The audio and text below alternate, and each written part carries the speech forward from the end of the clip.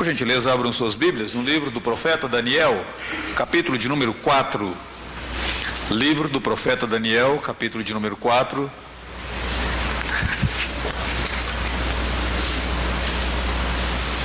Nós leremos apenas 3 versículos, os 3 versículos primeiros desse capítulo, porque é um capítulo longo, e depois leremos o último versículo. Provavelmente, se você estava conosco domingo passado, você deve estar imaginando que eu tive uma amnésia, porque no domingo passado nós pregamos nesse capítulo. E aí hoje, novamente, capítulo de número 4, mas tentaremos abordá-lo em uma outra perspectiva dessa vez. Do versículo de número 1 ao versículo de número 3 diz assim: O rei Nabucodonosor, a todos os povos, nações e homens de todas as línguas que habitam em toda a terra, paz vos seja multiplicada. Pareceu-me bem fazer conhecidos os sinais e maravilhas que Deus, o Altíssimo, tem feito para comigo. Quão grandes são os seus sinais, quão poderosas as suas maravilhas. O seu reino é sempiterno e o seu domínio de geração em geração. Verso de número 37, é o último do capítulo 4. Agora, pois, eu, Nabucodonosor, louvo, exalço e glorifico ao Rei do céu, porque todas as suas obras são verdadeiras e os seus caminhos justos, e pode humilhar aos que andam na soberba. Você conhece bem a história do capítulo de número 4? A partir do versículo de número 4, nós não lemos, mas diz que Nabucodonosor estava tranquilo na sua casa até o momento em que ele teve um sonho, e aquele sonho o perturbou. E tentando compreender melhor o sonho, ele mandou os sábios do seu reino virem até ele, falou para eles qual era o sonho, mas eles não conseguiram, de fato, dar nenhuma interpretação do sonho. Já era aquela a segunda vez que aqueles sábios não conseguiam interpretar o sonho de Nabucodonosor. Eu não sei quanto a você, mas se eu estivesse no lugar dele, eu demitiria todos eles. Já estava comprovado que eles eram incompetentes. A segunda vez, eles não conseguiram dar a interpretação do sonho do rei. Como eles não conseguiram dar a interpretação, o rei mandou chamar Daniel. Quando Daniel chegou, o rei contou o sonho que ele teve. Ele sonhou com uma grande árvore, com uma copa frondosa, linda, maravilhosa. Mas em determinado momento, ele ouviu uma voz de um anjo dizendo: cortai a árvore, deixa apenas o tronco dessa árvore. E esse tronco será deixado para ser molhado pelo orvalho. Estações passarão sobre esse tronco. Em determinado momento, esse tronco não agirá mais como uma árvore, mas ele agirá como um animal. Ele vai comer ervas do campo. Quando Daniel ouviu aquele sonho, Daniel ficou perplexo. O próprio rei, preocupado como ele estava, ele disse para Daniel: Daniel, por favor, não se preocupe com isso. Eu não quero que você fique perplexo com essa situação. Outras pessoas não conseguiram. Se você não conseguir também, tudo bem. Daniel diz: não, rei, a questão não é esta. A questão é que o sonho que o rei teve fala de ti mesmo. Essa árvore é nada mais, nada menos do que o próprio rei. Haverá um determinado momento em que o rei será quebrantado. Haverá um determinado momento em que o rei vai experimentar algo terrível na sua vida. Você vai viver como se fosse um animal. Estações passarão sobre ti, o orvalho te molhará, até que você reconheça que Deus, o Altíssimo, é que domina. E Daniel ainda diz mais. Daniel diz: agora, rei, por favor, ouça o meu conselho. Põe termo aos teus pecados, rei. Pratique a justiça. Pare de pecar. Quem sabe assim o Senhor Deus será misericordioso para contigo e te dará um período maior de tranquilidade. 12 meses se passaram. O rei não escutou o conselho de Daniel. E ele estava contemplando Babilônia. Diz: essa é a grande Babilônia que eu construí. E naquele exato momento, ele perdeu o juízo. E ele passou a viver como um animal.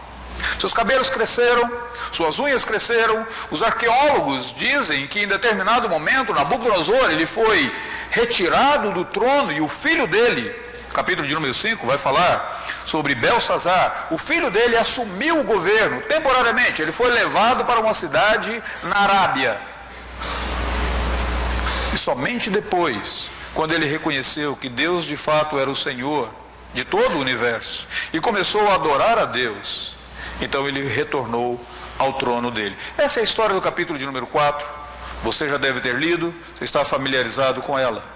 Interessante nós observarmos que até esse determinado momento, até o capítulo de número 4, todo o enfoque do escritor do livro de Daniel recai sobre Daniel e sobre os seus amigos. Capítulo de número 1, capítulo de número 2, o enfoque está em Daniel. Capítulo de número 3, os amigos de Daniel. Mas no capítulo de número 4, o enfoque agora se volta para o rei Nabucodonosor. É interessante nós observarmos que a partir desse exato momento, nós temos essa experiência horrível, terrível, que Nabucodonosor passa por ela temporariamente. Ele vive, ele age como um verdadeiro animal, ele perde a sua coroa, mas ao final dessa experiência ruim, ele não está lamentando, ele está dizendo, ai de mim, pobre de mim, coitado de mim. Ele diz, não, agora eu louvo, agora eu exalto o Altíssimo, agora eu conheço o Senhor Deus. E ele começa esse relato, o próprio Nabucodonosor está relatando o que aconteceu aqui no capítulo de número 4, e no versículo de número 1 até o 3 diz, eu quero relatar para vocês quais são os sinais e as grandes maravilhas do Altíssimo, que reina e interfere no reino dos homens. Eu gostaria de meditar com você sobre esse tópico nessa manhã. As maravilhas de Deus, que interfere e que intervém no reino dos homens. Como é que nós podemos ver essas maravilhas aqui nesse capítulo? O capítulo parece se divide em tem 4 subdivisões. Se divide em 4 porções. E cada uma delas ele fala dessa maravilha de Deus. Olha o versículo de número 4, é a primeira que nós encontramos aí, quando ele diz assim, eu, Nabucodonosor, eu estava tranquilo em minha casa, feliz no meu palácio, então eu tive um sonho que me espantou, quando eu estava no meu leito, e os meus pensamentos e as minhas visões se turbaram. Interessante você observar aqui a maravilha de Deus no fato de que o próprio Deus tomou a iniciativa de buscar Nabucodonosor. O próprio Senhor Deus tomou a iniciativa de, por meio de um sonho, perturbar aquele homem que estava insensível, que não se interessava por Deus, que não se interessava pelas coisas de Deus. Esse foi o segundo sonho que Nabucodonosor teve nesse livro de Daniel. No capítulo de número 2, ele estava pensando no futuro, mas nesse capítulo ele não quer saber do futuro, ele não está pensando, bom, o que vai acontecer depois que ele morrer, onde ele vai, se ele vai para o céu, se ele vai para o inferno. Ele não pensa nessas coisas espirituais. Nesse exato momento, o que ele está fazendo, ele quer viver a vida. É aquilo que nós conhecemos, aquela frase em latim, carpe diem. Ele quer simplesmente capturar esse momento, viver aquele momento. Ele está tranquilo, ele está feliz com a vida que ele tem. Ele não se preocupa com a sua alma, ele não se preocupa com o seu coração, ele não se preocupa com o seu destino eterno. Naquele momento, Deus tomou a iniciativa de buscá-lo. Deus começou a incomodá-lo, primeiro por meio de um sonho. Ele diz que ele ficou espantado com aquele sonho. Ele diz que os pensamentos dele começaram a ficar turbados com aquele sonho. Ele não compreendeu o sonho, ele começou a ficar inquieto. Buscou a ajuda dos seus sábios. Os seus sábios não conseguiram resolver aquele problema. Recorreu, por último, a Daniel. Mas aqui nós temos a primeira lição desse capítulo. As maravilhas de Deus na vida dos seres humanos, elas podem ser observadas quando você vê que quem toma a iniciativa de buscar o ser humano é o próprio Deus. Nós vemos, Jesus disse em determinada ocasião que Deus procura adoradores. Deus não está procurando adoração, Ele está procurando adoradores, pessoas que verdadeiramente sirvam a Ele. Lá em João capítulo 4, Jesus disse isso. E ao longo de toda a Bíblia Sagrada, você observa que quem toma a iniciativa de buscar o ser humano e procurar adoradores é o próprio Deus. Por exemplo, quando Adão pecou, não foi Adão que foi atrás de Deus, foi Deus que disse: Adão, onde estás?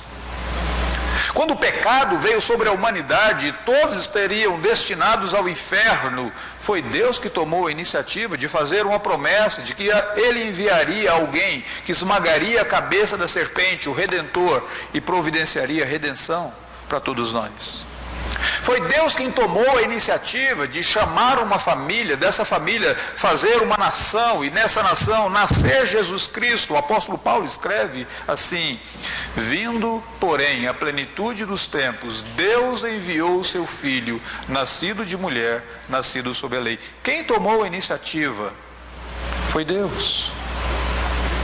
E a mesma coisa acontece na própria história do ser humano. Deus sempre toma a iniciativa de atrair o ser humano, ainda que o ser humano não mostre nenhum interesse para com Deus. Por exemplo, Agostinho de Hipona, o grande Agostinho, que nós chamamos de Santo Agostinho.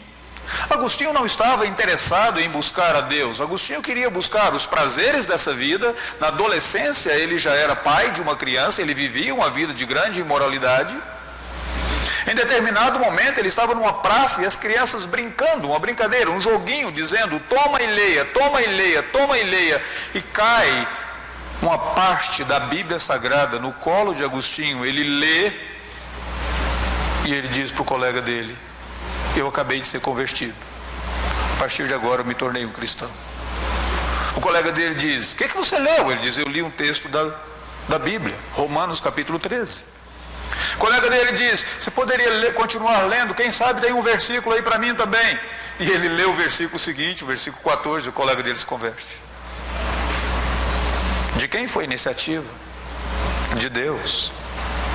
John Newton, aquele que escreveu o hino Maravilhosa Graça. Quem era ele? Ele era um traficante de escravos. Ele viajava da Inglaterra para o continente africano, ele capturava pessoas, ele vendia essas pessoas, ele fazia comércio de vidas. E ele mesmo relata de quantos males ele fez. Em determinado momento, no navio, retornando do continente africano, uma grande tempestade, uma intensa tempestade bate, ele começa a ter medo da morte dele. Naquele momento ele se quebranta, começa a chorar. E ele é convertido. E termina a vida dele como um pastor na Inglaterra. Quem tomou a iniciativa? Não foi ele. Ele estava buscando lucro, ele estava buscando prosperidade, ele estava buscando violência. Deus o alcançou. C.S. Lewis, o grande filósofo cristão. C.S. Lewis diz que quando ele começou a investigar a vida dele, ler a Bíblia, refletir sobre Deus, ele passou a noite toda tentando provar que Deus não existia. E ao final, na madrugada, ele diz: eu era o convertido mais frustrado comigo mesmo em toda a Inglaterra. Deus é quem toma a iniciativa. Deus que tomou a iniciativa de me buscar, de buscar você, de alcançar a mim e você. Nós não tínhamos aquele grande interesse por Deus, mas o Senhor Deus tomou a iniciativa. Assim como Deus tomou a iniciativa de operar na vida de Nabucodonosor, quando Nabucodonosor não estava pensando em Deus, ele estava tranquilo e feliz na sua zona de conforto. Deus o incomodou ali. A segunda lição que nós aprendemos está no versículo de número 8. Deus foi aquele que providencialmente preparou alguém para testemunhar dele mesmo para Nabucodonosor.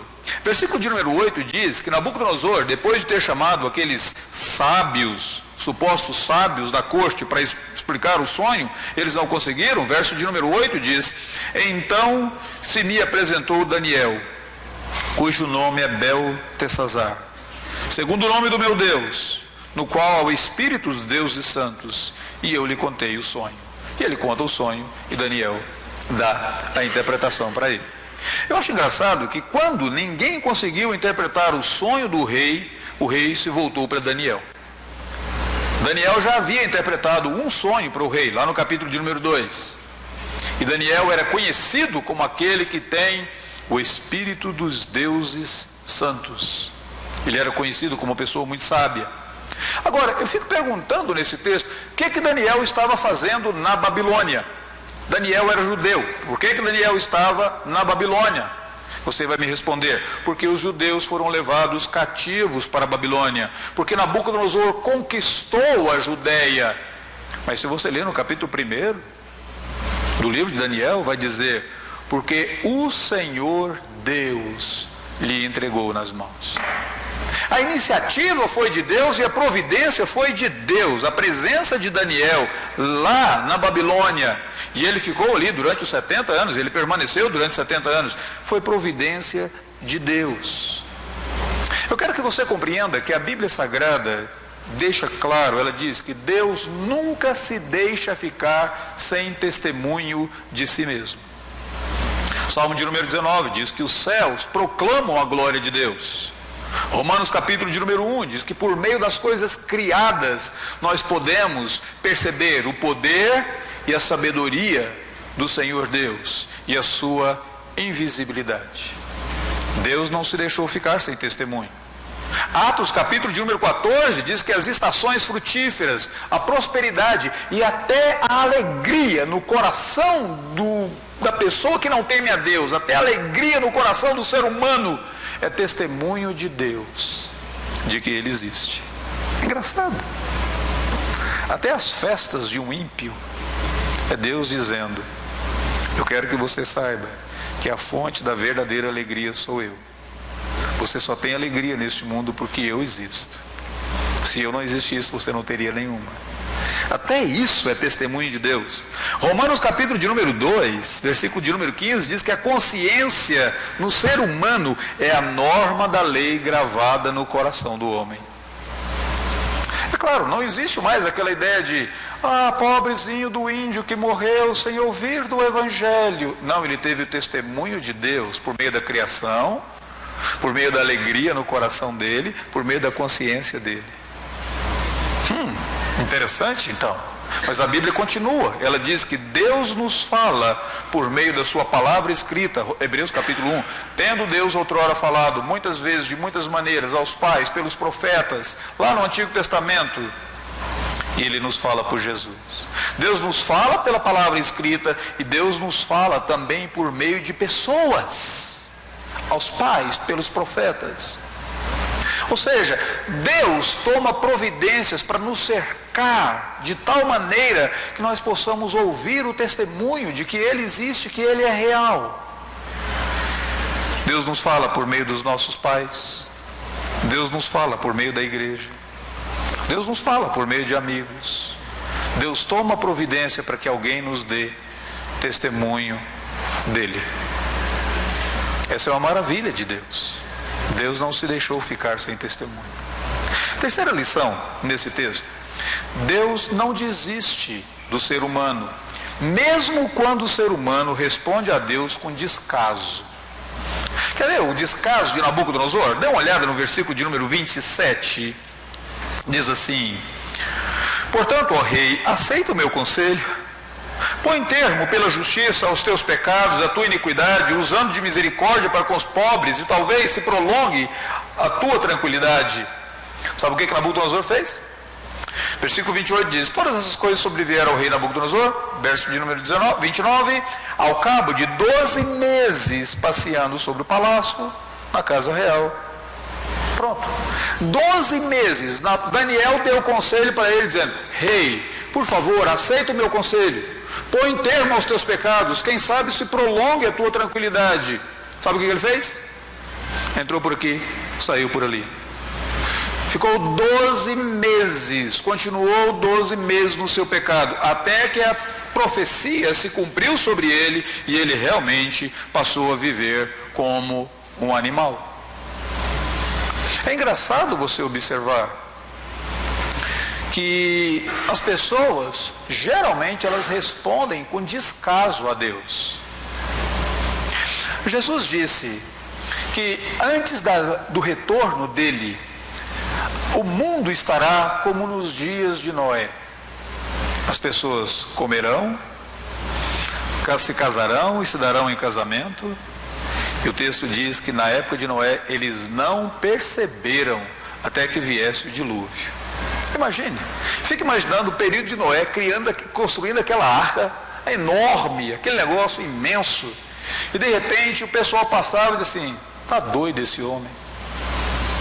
E aí Noé recolhendo os animais, o pessoal dizia: pirou de vez, vai matar todo mundo dentro dessa caixa fechada aí, esse calor aqui do Oriente Médio, puxa vida. E Noé dizendo: pessoal, virá um dilúvio, o juízo de Deus virá. Dizia: rapaz, está gagá de tudo mesmo, puxa vida, dá logo um remédio assim para esse indivíduo, porque se ele parar na cadeira de um psiquiatra, ele é amarrado lá e ninguém tira esse indivíduo de lá. E de repente, primeiro trovão, de repente um raio, de repente fontes de água jorrando, e o texto diz: então eles perceberam. É interessante como as pessoas respondem com descaso a Deus.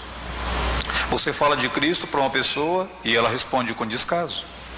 Lá na época do profeta Ageu, sabe como que as pessoas respondiam às bênçãos de Deus? Deus foi gracioso com elas e abençoou-as, e elas voltaram do cativeiro babilônico, e elas respondiam dizendo assim: não é esse o tempo, não chegou ainda o tempo de nós nos preocuparmos com a casa de Deus. Engraçado. Essa normalmente é a resposta que as pessoas dão. Não, tudo bem, eu entendo que Deus existe, Ele é bondoso, eu sei que nós temos a necessidade de nos comprometermos com Deus, só não é esse o tempo. Eu quero viver a minha vida primeiro, eu quero desfrutar dos meus momentos primeiro, não é esse o tempo ainda, eu ainda estou muito jovem. Ou então, quem sabe, as pessoas respondem, como lá na segunda carta de Pedro, no capítulo 3, versículo de número 4, quando Pedro escreve assim, que alguns diziam: onde está a promessa da sua vinda? Desde que os pais dormiram, todas as coisas permanecem como desde o princípio da criação. Respondendo com descaso. Agora, deixa eu chamar a sua atenção e dizer para você que você também responde com descaso muitas vezes. Quantos sermões você já ouviu na sua vida? Quantos livros você já leu? Quantos cânticos você já ouviu e a mensagem de fato falou ao seu coração? Quantas oportunidades você já teve? Agora, sabe o que é maravilhoso? Mesmo eu e você respondendo com descaso a Deus, Deus não desiste. Deus não desistiu de Nabucodonosor. Depois de 12 meses, chegou um determinado momento e o Nabucodonosor está passeando pela Babilônia e ele diz: essa é a Babilônia que eu construí. Sabe o que aconteceu? A partir daquele momento ele ouve uma voz dizendo: Nabucodonosor, passou de ti o reino. Naquele instante, verso de número 33, se cumpriu a palavra sobre Nabucodonosor, ele foi expulso de entre os homens, passou a comer erva como bois, e o seu corpo foi molhado do orvalho do céu, até que lhe cresceram os cabelos e as penas da águia, e as suas unhas como a das aves. Maravilha de Deus que não desiste de nós. Maravilha de Deus que toma a iniciativa. Maravilha de Deus que providencia para ouvirmos sobre o testemunho acerca dele. Maravilha de Deus que não desiste de nós. Em quinto e último lugar, verso de número 34. Maravilha de Deus que quebranta o soberbo, para que esse soberbo experimente a graça de Deus. Verso de número 34 diz que ao fim daqueles dias, eu, Nabucodonosor, levantei os olhos aos céus, tornou-me a vir o entendimento, e eu bendisse ao Altíssimo, eu louvei, eu o glorifiquei. O sonho de Nabucodonosor se cumpriu, a árvore foi cortada, o rei foi quebrantado, e o rei quebrantado, soberbo, ele foi humilhado, e a Bíblia Sagrada que diz: Deus resiste ao soberbo, mas aos humildes ele concede a sua graça. A partir daquele momento, Nabucodonosor experimentou a graça de Deus. O sonho de Nabucodonosor se cumpriu. É engraçado, alguns arqueólogos dizem que Nabucodonosor, por um determinado tempo, ele foi enviado para uma cidade chamada Tema, na Arábia. E por um bom tempo ele ficou lá. até que o filho dele reinou no lugar dele. Nabucodonosor tinha motivos de se orgulhar da Babilônia. Para vocês terem uma ideia, a construção do muro ao redor da Babilônia era uma construção tão bem feita, e o muro era tão extenso que alguns arqueólogos dizem que uma charrete, um carro com 4 cavalos, puxado por 4 cavalos, poderia fazer um giro sobre o muro da Babilônia. Você fica imaginando, rapaz, podia dar cavalo de pau naquele negócio, né? Você está andando assim, de repente, dá uma viradinha sobre o muro da Babilônia. Mas era uma cidade também repleta de canais de água, regando, inclusive, os jardins suspensos da Babilônia. Mas nada daquilo foi suficiente. Nabucodonosor ficou enfermo. A enfermidade de Nabucodonosor chama-se boantropia. Boantropia, de botânica, que afeta esse indivíduo. Ele começa a viver como se fosse um vegetal. Ele começa a ter um comportamento animal. Por quê? Porque ele é soberbo. E o orgulho cega o homem em relação às bênçãos de Deus. Nabucodonosor olhava para a Babilônia e diz: essa é a Babilônia que eu construí. Orgulho cega. O orgulho leva a pessoa a agir como um animal. Apenas instintos. Eu quero, eu mereço, eu exijo. Só instintos. É um animal, não tem nenhuma sensibilidade humana a mais. O orgulho rouba a pessoa da sensatez.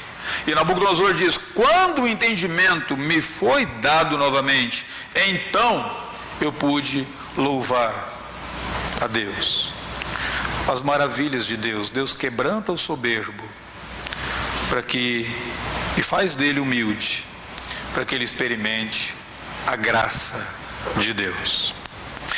Deixa eu concluir extraindo as seguintes lições para mim e para você. Em primeiro lugar, esse texto bíblico ensina que eu não preciso me desesperar, que eu não preciso me desanimar acerca da conversão de nenhuma pessoa. Deus é poderoso para quebrantar aquela pessoa. Quem poderia imaginar que Nabucodonosor seria convertido? Quem poderia imaginar? Quem poderia imaginar que Paulo, aquele terrorista, seria convertido, se tornaria o apóstolo Paulo? Quem poderia? Quem poderia imaginar que Alice Cooper, lembra do roqueiro? Que ele fosse convertido? Quem poderia? Ele sacrificava morcegos no palco. Quem poderia imaginar que o poder do Evangelho atingiria o coração dele, converteria essa pessoa agora? É claro que você deve se lembrar de algumas pessoas que você diz: eu queria tanto que Deus convertesse a vida do meu amigo, do meu marido, da minha esposa, do meu filho, da minha filha, do meu pai.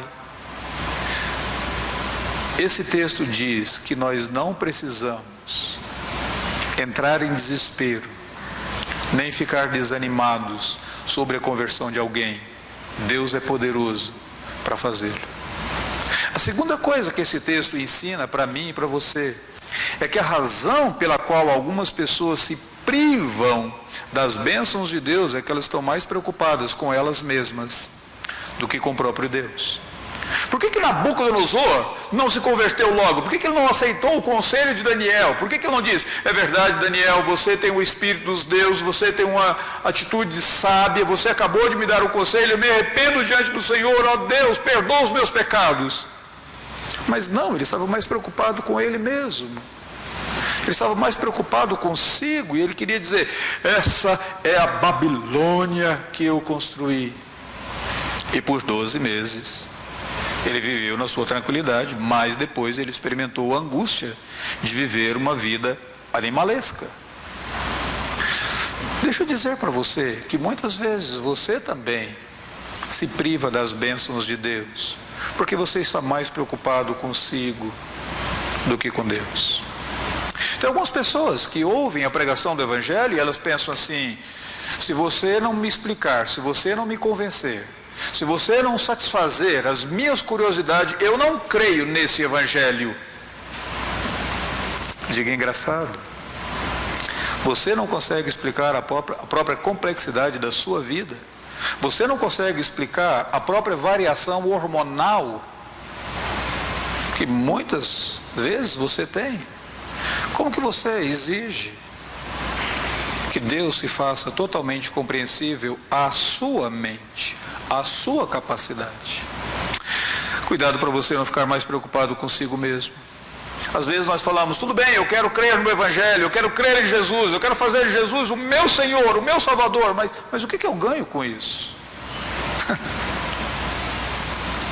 Enquanto você estiver preocupado consigo mesmo, você não está amando Deus, mas você está tentando manipular Deus. Quem ama não manipula. Mas enquanto você estiver tentando condicionar Deus, você está tentando manipulá-lo.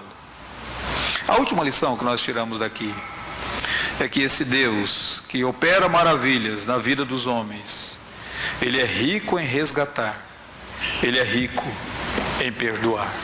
Se até Nabucodonosor foi convertido, existe esperança para mim e para você. Existe esperança para algumas pessoas que nós amamos tanto. Existe esperança para algumas pessoas com as quais nós nos preocupamos tanto. Se até Nabucodonosor foi alcançado pela graça de Deus e perdoado pelo Senhor, Deus é rico em perdoar. Deus é rico em resgatar. Eu gostaria que nesse momento você curvasse a tua cabeça. Quero convidar você a orar por você mesmo.